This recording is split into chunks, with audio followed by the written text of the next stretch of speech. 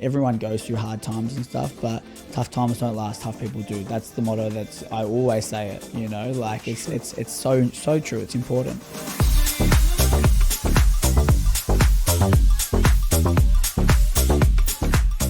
Welcome to another episode of my podcast, Relentless Life on Your Terms.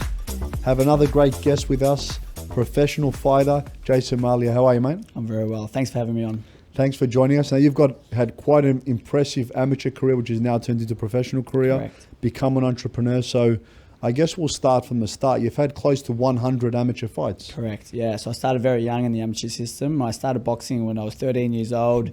My dad was a previous boxer, never really got to fulfill his childhood dreams due to the fact that he had to work and provide for a family at a young age. So he had to choose obviously the workforce, but it was always something that he was so passionate about, and have all my uncles and stuff used to box. I was very lucky at a young age. I had a very beautiful family that supported me along the way through. So I started boxing at 13. I represented Australia when I was 14. I flew to Kazakhstan, fought in the World Championships. From a young age, I won my first Australian title at 14, so it was kind of meant. I remember having a chat with my dad, and my dad said, you've kind of got an opportunity here, you can kind of run with it and take it. And from then on, I've never looked back. I've obviously had nearly 100 fights, 100 fights in total, 97 amateur fights and 3 professional. That's incredible. And you're unbeaten as a professional. Unbeaten as a professional. Obviously, you've got a lot of. We've got a great lineage in Australia for boxing and all mixed martial arts. I mean, recently we're talking about UFC Perth, and Volkanovski did amazing. We've always had great fighters in Australia. Yeah, why do you think fighters. That is? This generation, going long back, we've always had great fighters, and they get once they've got the recognition they deserve. They're right now, Australian boxing and mixed martial arts are booming in Australia. It's a very, very beautiful industry to be in right now, and it's great because I feel like the last few years, a lot of good promotions that are airing to TV. A lot of people have gone to beautiful brands. I just had a friend that fought for a world title in Arizona, just come up short, but amazing the opportunities are presenting themselves to these fighters these days. Well, look, we sponsored Tim Tszyu for a couple of years as well, so obviously a big fan of a lot of Australian boxing, but we've always had great fighters. I think it's our tenacity as Australians to just not give up. And they get behind each other, which is really good. And you're right, the Australians, they keep going and going and going until, you look at all the other great fighters, a lot of them they persevered through, like some of them would have a loss at the highest level, then come back and win a world title. It's really good times. Kind of like the Rocky story. Australia's always kind of seen as underdog, but now we're getting seen in so many sports as leaders. I feel like we're underlooked a little bit within the, obviously you got the United States, the UK. These guys are all leading the kind of the mixed martial arts scene. A lot of great fighters over there, but Australia is right behind them. Yeah, well, look, we've currently got the number 1 pound for pound, who's still equal even after his loss. We've got Izzy, who's there right up there as well. Correct. Australian boxing, we've got so many greats in the past. So you've got a great blueprint to follow. What is your plans in boxing? I want to win a world title, and with the right team, I feel like I've got the right team, the right perseverance to get there. I feel like everything should be on track. I've also just coming back from an injury, but it's a little hiccup in the road. I always say when I retire, I'm going to write a book, and all these little hiccups and whatnot, it's going to make a great story. And I believe I will win a world title for Australia. You've got all the credentials too, and you're still at a very good age. You were saying off you're 27. Correct. So you've still got many years as your boxing career. But one thing you've done remarkably well, which you've also started a fitness brand called Crew Performance and Fitness. Crew Fitness and Performance, Crew correct. Performance and Fitness, which is across quite a few gyms now, isn't it? Yeah, very lucky. We've just opened up we're about to open up our 3rd location. Which is in so I've got one in Braybrook in the West Melbourne, Hobbs Crossing, West Melbourne, and then now heading over to the northern suburbs, so Craigieburn. We're hopefully opening it about April 1st. And you've got like almost 20 people that work for you, that Correct. Fitness instructors. Yeah. You've got a bit of everything. Tell us a bit about the gym. So from a very young age, I always used to have obviously all my eggs in the boxing basket. My dad he used to be a business owner as well, and it was just a conversation. I've always been into health and fitness, being in the boxing community as well. I was training at a very young age. I was always in gyms. I started working at a gym for an old friend years ago. Developed the passion that, being a leader, I wanted to be a leader. I wanted to have people to join the community. We started Crew Fitness and Performance. So I'm currently in business with my best friend, Damon Falzon.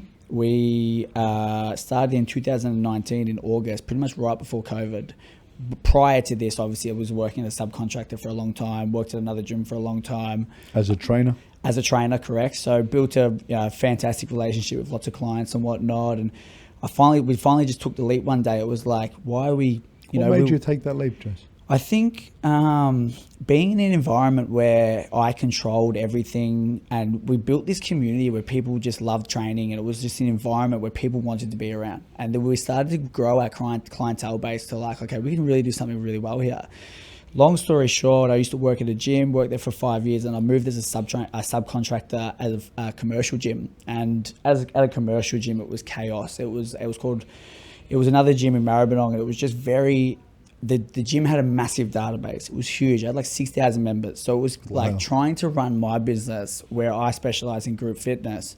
We were only allowed to do groups of 5. And then Damon and I, we would just run 2 trainers, 2 groups of 5, a group of 10.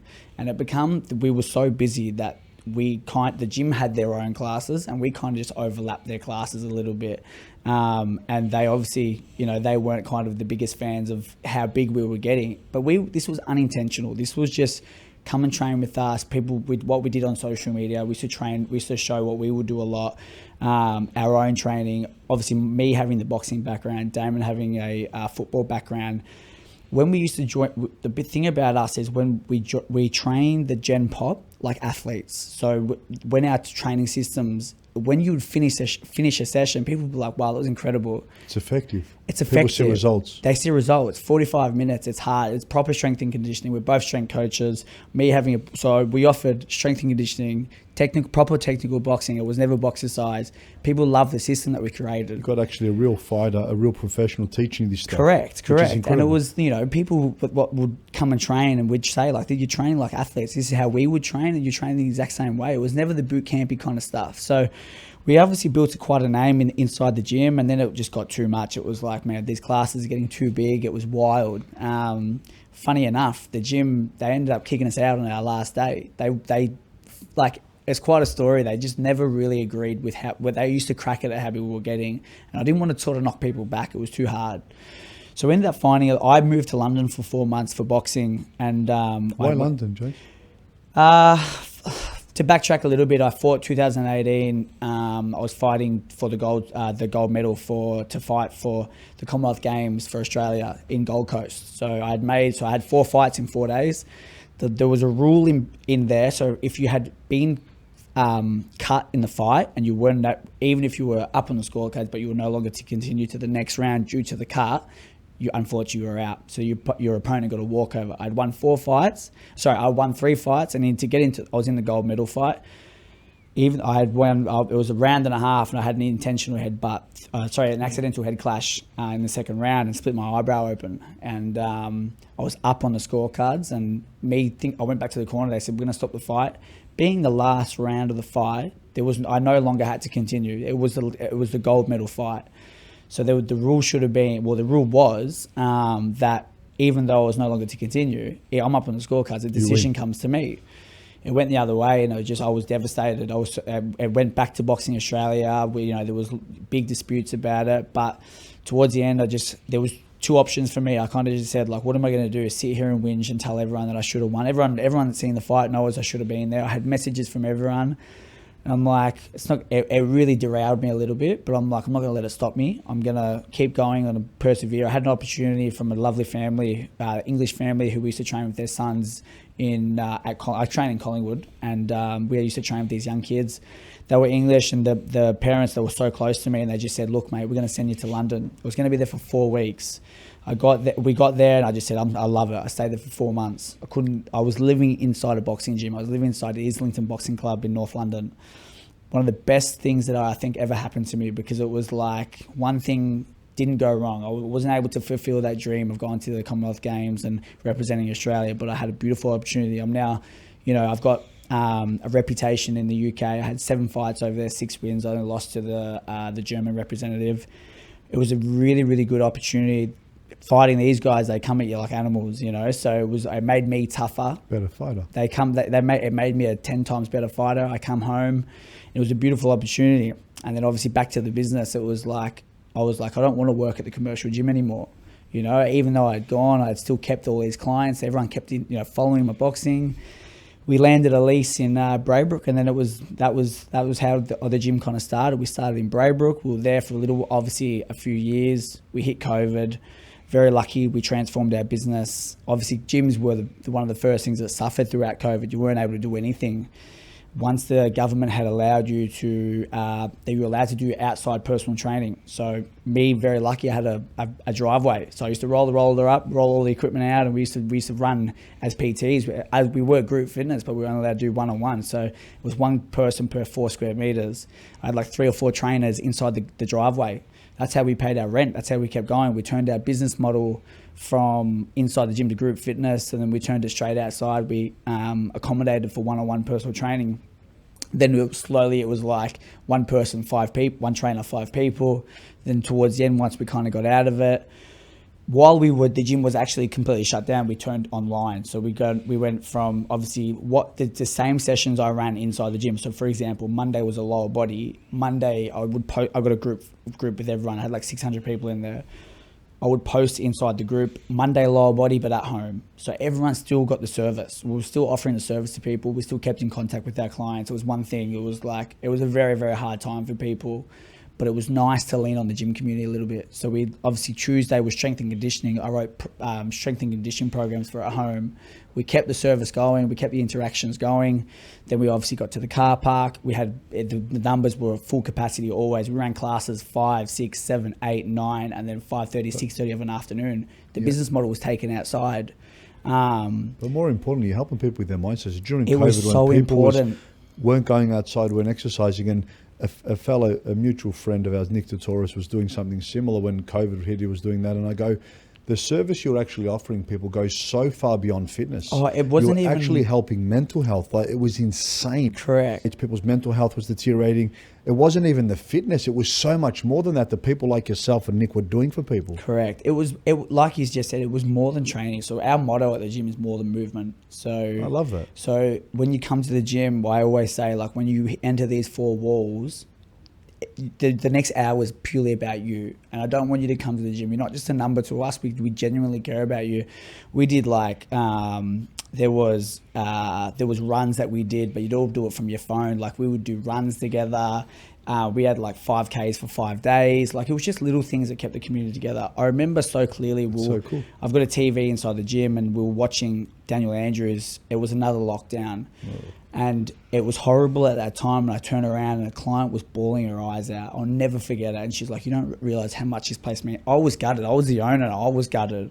My business was shut down, but she was just a client. And she said to me, she's like, you don't understand how much this means. And what this means for me now. Like, I have to go back home. And it was like, from that day on, I'm like, the moment we have an inkling to do a little bit, we've got to give, because people need health and fitness. 100%, but I think the timing was impeccable. And like, every time you announce something, it's like we're getting knocked out over and over. Melbourne we copped it better than any city in the world. It was incredible. Like, but I think it teaches us resilience, and if it wasn't for people like yourselves that are helping people with their mental fitness, it would have been a big challenge. So I applaud you guys for that, because I think you've helped people in so much more areas, not just fitness. That was the tip of the iceberg. Yeah. And it's good to see people reciprocating now with your businesses thriving and growing. Yeah. And that's what I think we do well. Like, don't get me wrong, the systems are great. We run a very tight ship, but people know it's about the community. It's more than movement. Like, when you come to the gym, you're seeing people that you're training with. Everyone's high-fiving each other. Like, we really get around it. Friends, you care. Yeah, absolutely. We had a rule when we first opened back up. I remember I said, no COVID talk. You know, because you'd walk in and be like, hey, how you going? Oh, locked out. And it was a negative conversation as soon as you hit the gym floor. But it was like, no COVID talk. So you'd get in there, how you going? Good. How's everything going? Like, obviously apart from that, and it just uplifted the spirit of everyone a little bit. It was a hard time, man, but we we're resilient, and we got through it, and we persevered through the last little bits. But hopefully, fingers crossed, now we're out of the dark zones. I think hard times create hard people. I think, and if it's shown, if Melburnians, Victorians, or Australians have seen anything, it's how resilient we are. Absolutely, that fighting spirit. Absolutely, I think that's why we do so well overseas. Yeah. And people like, and going back to that last fight, I've been to so many fights in my time. I loved fighting, family fights. I had 7 fights myself, but the atmosphere was incredible. When he came onto that Vegemite song that everyone hears, which most people find annoying, but when a fighter comes out to my hair comes up to it, it was, the commentators after watching it back, you couldn't hear them speak. It was the most electrifying atmosphere I've ever went to. Yeah. And I've been to maybe, 1,000 cards. My brother's been to 3,000 cards. If it wasn't the most, it was up there with the top 2 or 3. I went to Mayweather and Conor in Vegas. It was for one of our Incredible. boys. Yeah, for an Australian, it's impressive. And a lot of people of the opinion that he got robbed, and I kind of am as well. He took it like the biggest gentleman. Yeah. He wasn't sour. Post-interview, he spoke very well. And I feel like that's a representation of who he is as a Different man. level. Yeah. And I'll share a story. I stayed at the Crown. I saw Volkanovski the day of his fight. He was stopping, taking photos. He's about to go up against the world watching. Massive stage, pound for pound number 1. Yeah. He was a gentleman to every single person. Yeah. This is the day of his fight. Yeah. A lot of people are moving around. The day he gets robbed, I see him again the next morning. What is he doing? Taking photos. Taking photos and speaking to people. Now, I spoke to him. I took a photo, the day of his fight, because I love the guy so much. I think he's a living legend. In the ring and out the octagon, And the day after, you've just got robbed. And you know he's still pound for pound. They've still kept him number 1. So pound for one's fighting pound for pound till he loses. And UFC still kept him at number 1, which is unheard of. ESPN has ranked him and Islam both number 1. So he's still number 1. Can you believe that? Yeah. That's how, I think that was kind of their way of saying sorry before you won. Yeah. Now, a lot of people think there was 4, Islam took him down 4 times, but anyway, I won't talk too much about it, but I think he definitely won. Rogan did. A lot of people thought he did, but the way he took it, I don't know anyone else that's not only taking it like a champion, speaking, representing our country like that. Yeah. Afterwards, I'm physically watching this guy, and I think, man, this guy, what a role legend, model. mate. What He's a role model level. for like kids and stuff in the upcoming, in the boxing community, the UFC, martial arts. Don't look It's any a role further model. than that guy. It's Let a me role tell model, you. absolutely. And he was going to become the 5th only champion in the division, fighting for number 1 pound. All the marbles down. Yeah. Fought a wrestler who was heavier than him. And after 5 rounds, this guy could have done another 5. He must be the fittest fighter in the UFC. I actually seen the post-fight interview and he was talking like... Islam was tired. Yeah. He's heavier than him. He's wrestling him, which means he's going to drain your reserves a lot quicker. He could have done another 5. I go, this guy's got to be the fittest fighter on the UFC roster. Yeah. So anyway, hats off to him. Very, very proud of him. And if anyone's watching, if the guy's... You're not going to meet a nicer gentleman. It's nice. It's nice that he's an Australian, and it does represent, because he in previous it has been not just Australians, but people can be depends on what happens to them in the ring. The way they act is like it's a representation, but that's a beautiful way, considering he had a loss on his record now, to still conduct himself as a gentleman. Look at that. It's a role model. Like even my brother, and I go, this guy, forget how brilliant he is in the octagon, because he's one of the greats based on his career and his performance, and I'm sure do more. How he conducts himself, I go to Pat, wow, man, what a legend. Yeah, absolutely. He's got a cut on his eye, goes to the after party, still has his obligations. Yeah. Speaks like a legend. Yeah. And mate, I tell you what, that would have been a very hard, like going to an after party, and the press, deep you saw the side, press when you have a too. loss, it ruins you. So, but I want to circle back to what you said before. Here you have had potentially a similar situation, and you, in your mind, you thought, where's the positive here? Yeah. You found a positive. You found a great supporting family that says, go to London, have 7 fights, you win 6, lost 1 to a champion, and you saw that opportunity to become a better fighter. Most people say, you know what, this is too hard. I'm done. Yeah. No, I think I've always been, when I grew up, it was always like, I've always searched for the edge. I've always been someone like that if there's boxing's a sport that it'll never love you back. No matter how much I love it, it'll never love you back. And like I've had heartbreaks and disappointments, things that I thought I should have won that I won and I've lost. Like the list goes on. But I say it all the time. As much as I love boxing, it'll never love me back. It's a cruel sport, same as mixed martial arts. I've never heard that, but I love that. Yeah. I've never heard that ever. Yeah, Luke Jackson, actually, a very good friend of mine, he says it a lot. And it's something that when I say it, it's like it means a lot to me as well. I've had that many heartbreaks and disappointments, but you just got to keep going because Can I ask a question? Was that because you came from a breed of fighters and a breed of mindset, or you were like that, or both? What's made that mindset? Because obviously you've got it. What was it? I think maybe just growing up, listening to my old man, and so he went through a lot of hard times, and in his life, whether it was boxing or business, mental health, he is someone that I think just never stops giving and never stops going. Himself, you mean? Himself, and that was just the attitude that I needed, that no matter what happened to me, like it doesn't define who I am. I still know that I've got a lot more to give. And like when you were, say for example, if I did take that loss and I didn't box, like I don't even know what I'd be doing these days if I stopped boxing. Boxing, with mixed martial arts and boxing, you could have a break, but you always go back.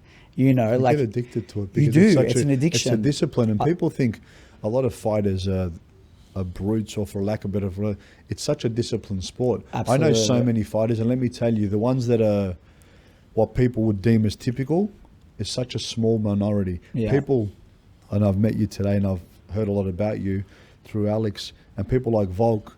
That's when I think of fighting, I think of people like that. Yeah. Disciplined. Yeah. Respectful. Yeah. It teaches they learn you so much. Yeah. It teaches you, I think, and we spoke about this earlier, like boxing and fighting, and it teaches you a way. It's parallel to life. It's parallel to not just business, but life. Yeah, like I see that. whether what happens, it's like, for example, if I have a loss, I'm suck it up, keep going. Like I've got more to give, and it's like, for example, if something bad happens in my life, like the attitude's to keep going. You can never let something small define you, and that's my mentality moving forward. And like, it's just, I don't know. I've always been someone that I'll never stop. And like, don't be wrong, everyone goes through hard times and stuff, but tough times don't last, tough people do. That's the motto. I always say it, like it's so true. It's important. Well, it's as I said, it's good because people that see stereotypical what a fighter is, I know a lot of fighters, and I'm telling you a high percentage, as yourself would know, are like yourself, disciplined, respectful.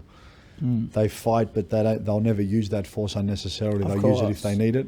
I mean, there is a small percentage that are crazy, but I agree. But it does, like, even manners it comes down to, I think it's respect. It's like, that was something when I was growing up, it was something drilled into me as a young kid, like have manners and all the time. And boxing was always the same thing. My coach, funny enough, Calvin Bryan, he's been in the army for 40 years. So the way he lives his life is very regimented. Like, the way he puts his shoes on in the morning, it's the exact same as how he does it every single day. And like, so we do this thing when I used to box for Australia, and we still do it at my local club. There's a line, and we all stand on the line. He'll say to the line, and we get to the line, our hands behind our back, and we listen to what he has to say. And that there is it's a lesson on its own. It's respect. You listen to the coach. And when I'm boxing, when I've boxed anywhere around the world, when the coach talks, you listen. And it's the same thing. It's parallel to life. Like if anyone talks, you listen. And it's like, it just shows me the way of living. The respect goes a very, very long way, whether it's boxing, personal life, business, whatever it may be. Yep. There's lessons that I've taken on board, and I'll continue to always push through just due to boxing. If I didn't have boxing, obviously I was brought up this way, but I feel like it's made me who I am. I'm much more respectful in that sense because, yes, I have the discipline of, caring for myself, but making sure I'm a respectful person, not acting in a certain way, even though I have the ability to do so, Of course. I love that about fighting because I always think it's fight or flight. I'll never forget, it was first fight, I'm in the corner, I cop an uppercut, head goes up and I went a bit black. Yeah. And I remember thinking in my head, you're going to go down or you fight, pick one. Because I reckon a couple more down. Yeah. Head came straight up and I just threw a few straight back, and it's always that fight or flight. Yeah. And I love it because when the bell goes, it's just you and that person. That's exactly right. Let's see what you got. There's no one there. Yeah. And I always find that, I love that because it tests your character. Absolutely. And I think, as a young age, like I said, I started boxing at a very young age. And for me, I started boxing and it was very, very routine, structured at a young age. And sometimes I was like, oh man, I just want to play footy with my mates. I tried team sports for a little bit, loved it. I did quite well, but it was never in me to be the team player. And I'm not someone that's like, I have to be on my own. I love being around people as well. But the thing about a football team was like, if, there's another 17 people out there. You can't be fully accountable to the outcome. What I like to is like, I know I've given my 100%. So like, I want that from everyone else, and it was the same thing, like leading on, like you're right. Like once that bell goes, I know I've done everything else and I've done everything to get through, to prepare. I've cut no corners. I've never cut any corners in training. I do more than what I should, and that's what I love about it. It's raw, it's you and another man going flat knacker. He's trying to take your head off. It's the most primitive form of anything. And when they say to Dana, he goes, there's always a mark of this because it is the most primitive way. You wanted something settled? Yeah. and it usually was Absolutely. they fight for it. So whatever it is, so that's why it's he attested the growth and the popularity of UFC to, because it is the most primal thing you're going to see. If you've got a problem, sort it out. Solve it. Yeah, and I exactly. thought, it's probably why it's crazy, but it's actually even little things I think of, like obviously there's the big fight, which is the win or the lose, but then there's also times in the ring where things don't go correctly at that sudden moment.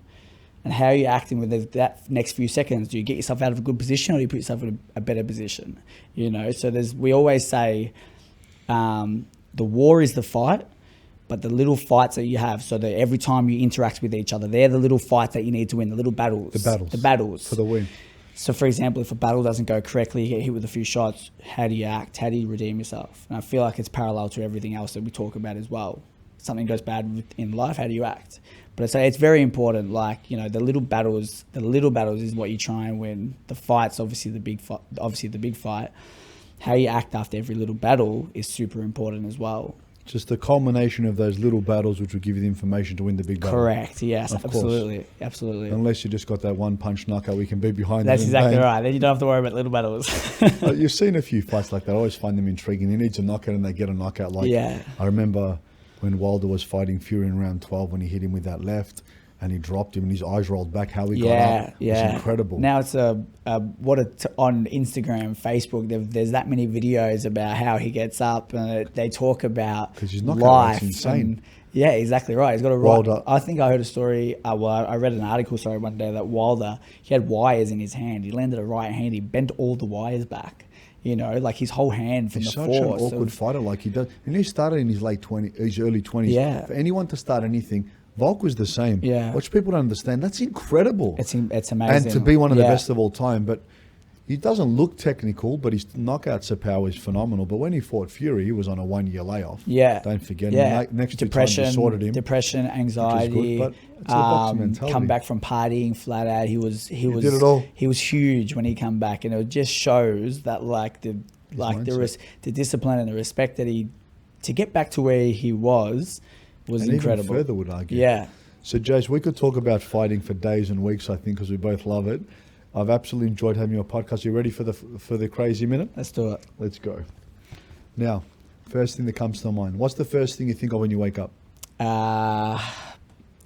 First thing that comes, my training sessions. What training sessions I need to do today, and how am I going to attack them? What's your favourite thing you cook? A good old steak. Can't beat a good steak. Love a steak. If you could work with anyone, or in your case, train with anyone, or work, whatever you want, dead or alive, who would it be? Oh, that's. I think maybe I'd love to do a session with Tyson Fury. I would love to do a session with him. I just think he's the legend. You know, he's so honest and raw. Yeah. I love everything about him. Yeah. He's so not normal. That's what I love about him. Yeah, absolutely. What's the best gift you've ever received? People's presence. I think that's the most important thing these days, is to have people and give them your full self. I think the best gift is being present with like your family and stuff. I cherish it. So to confirm, when I talk about gifts, we talk about your attention. Correct. Of course. Name a book that's positively shaped you that you've read. The Resilience Project. Love it.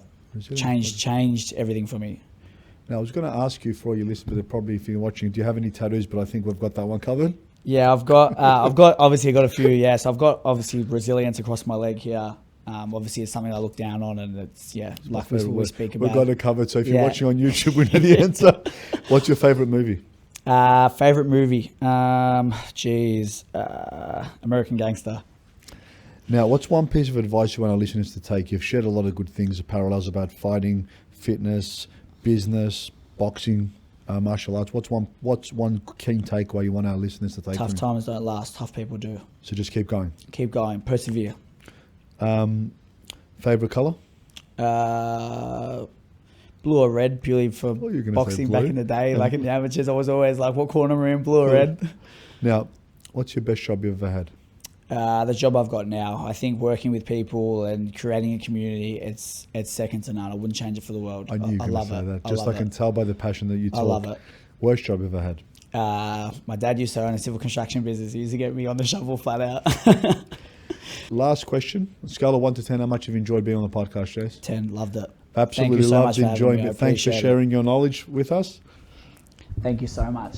Thank you. Remember, if you like our content, don't forget to like and subscribe. All the links below. We'll also add Jason's link to his website, how you can get in touch with him to go at any of his gyms to train with him as well. Thank you.